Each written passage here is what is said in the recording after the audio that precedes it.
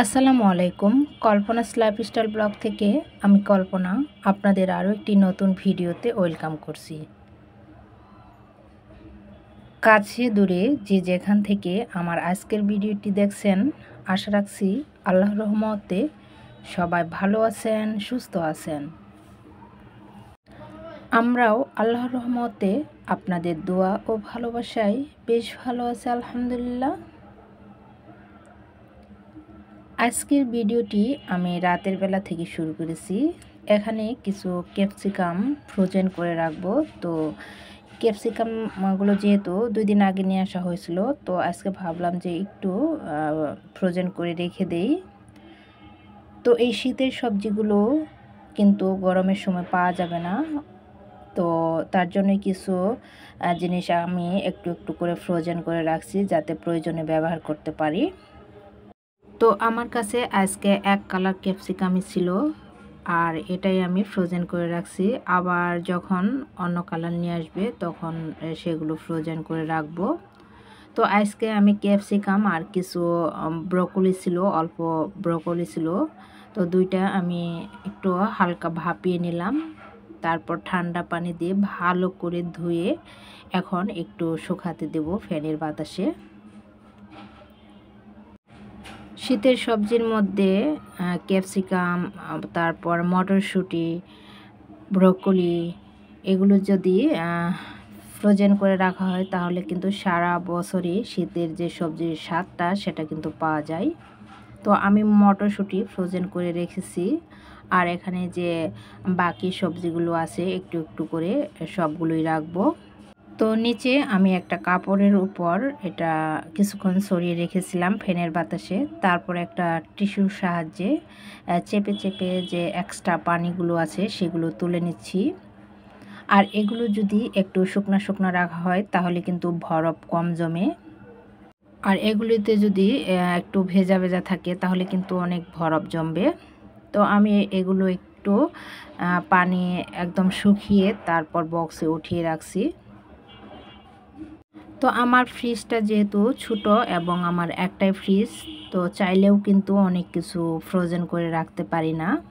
তো যতটুকু সম্ভব ঠিক ততটুকুই আমি ফ্রোজেন করে রাখি। তো রাতের কাজ শেষ, এটা হচ্ছে পরের দিন সকালবেলার ভিডিও। তো সকালবেলায় রান্নাঘরে চলে এসেছি এবং রান্নাঘরটা একটু মুছে নিচ্ছি। যদিও আমি রাতের বেলায় রান্নাঘরটা একদম ক্লিন করে রাখি, তবুও সকালবেলা যখন রান্নাঘরে আসি আর একটু মুছে নেই, কারণ তেলাপোকা তারপর ছোট ছোট ইঁদুরের উৎপাত আমার ঘরে বেশি। তো তার জন্যই কিন্তু একটু ভালো করে মুছে তারপর কাজ আরম্ভ করি। তো এখন আমি সকালে নাস্তা রেডি করব।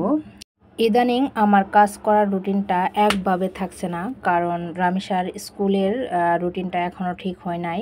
2 দিন এক সময় ক্লাস হয় আর 2 দিন আরেক সময় ক্লাস হয়, এভাবে উল্টাপাল্টাভাবে ক্লাস চলছে। তো এই ভিডিওটি যেদিন করেছিলাম সেদিন রামিসার ক্লাস ছিল 10টা থেকে, তো কিছুদিন 10টা থেকে 3:30 পর্যন্ত চলছে। এখন কিন্তু আবারও রুটিন চেঞ্জ হয়ে গেছে, এখন আবার সকাল 8:30 থেকে শুরু হয়েছে।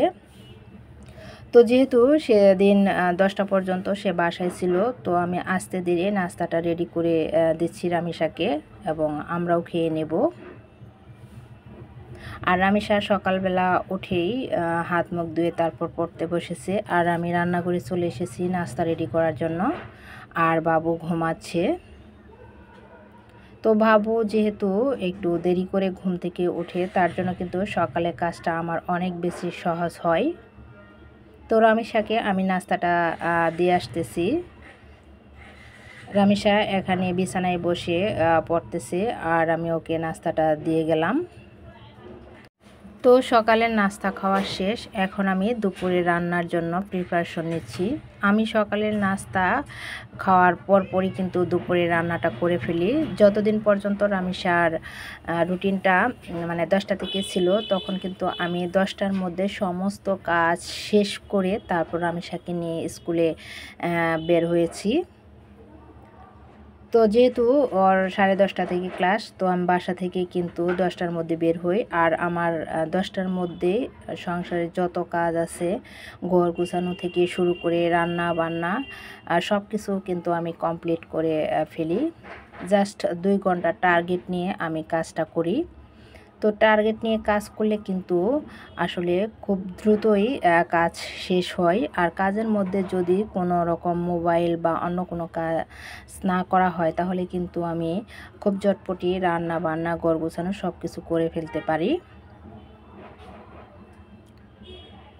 তো এর ফাঁকে ফাঁকে কিন্তু আমি রামিসাকে পড়াটাও দেখিয়ে দিচ্ছি আর রান্না করে এসে রান্না করছি। তো আজকে আমি মুরগির মাংস রান্না করব আর মাছ চাল কুমড়া দিয়ে রান্না করব, ঝোল করব। তো রামিসার যেহেতু রুটিন এখন ডে শিফটের, তার জন্য কিন্তু ওকে দুপুরের লাঞ্চটা দিয়ে দিতে হয়। তো আমি মাংসগুলো ভেজে নিলাম। যেহেতু এটা ব্রয়লার মুরগি, তো ব্রয়লার মুরগির মাংস কিন্তু ভেজে রান্না করলে টেস্টটা অন্যরকম হয় এবং যে গন্ধটা থাকে সেটাও কিন্তু থাকে না। তো রামিসাকে মাংস দিয়ে টিফিনটা দিয়ে দিব। আর ও কিন্তু মাছ বাসায় কিন্তু আসলে টিফিনের সময় কিন্তু ওইভাবে মাছ দেওয়া যায় না। তো মুরগিটা আমি ভালো করে কষিয়ে তারপর ঝোল দিয়ে দিলাম। আমার রান্নাটা হয়ে গেছে, আমি কিন্তু ঝটপট রান্না করে নিচ্ছি। আর রামিসা এখন পড়া শেষ হয়েছে, ও গোসল করে আসছে। তো এখন ও রেডি হবে আর আমি ওর টিফিনটা তুলে দিচ্ছি। তো আমার রান্না বান্না কিন্তু সব কমপ্লিট। অফ ক্যামেরায় আমি মাছটাও রান্না করে ফেলেছি।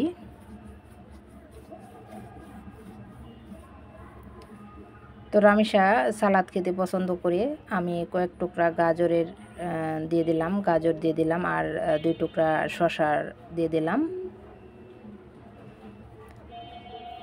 ভিডিওর এই পর্যায়ে আপনাদের আবারও মনে করে দিচ্ছি, প্লিজ একটা লাইক দিতে যদি ভুলে যান, লাইকটা দিয়ে দিবেন। আপনাদের একটি লাইকই আমার কাছে অনেক বেশি মূল্যবান। তো আমার রান্না বান্না শেষ, এর মধ্যে রামিসাও প্রায় ড্রেসটা পরে ফেলেছে। এখন আমি ঘরটা একটু গুছিয়ে নেব, যেহেতু একটু সময় আছে, তো এর মধ্যে আমি রুমটা একটু গুছিয়ে নিচ্ছি। আর বাবুকেও খাইয়ে দিয়েছি, ওকেও রেডি করিয়ে দিয়েছি। তো সকালবেলা যদি একটু ঝটপট করে দ্রুত কাজ করা যায়, তাহলে কিন্তু সারা দিনটা রিল্যাক্সে যায়। আর সারা দিনের মধ্যে কিন্তু আমি অন্যান্য কাজ করব।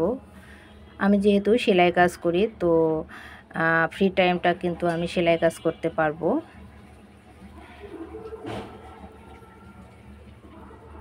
তো আমার বিছানা গোছানো শেষ, ওই পাশের রুমটাও আমি গুছিয়ে ফেলেছি। আর ভিডিওটি আমি এখানেই শেষ করব। দেখা হবে অন্য কোনো ভিডিওতে। সেই পর্যন্ত সবাই ভালো থাকবেন, সুস্থ থাকবেন। আল্লাহ হাফেজ। আসসালামু আলাইকুম।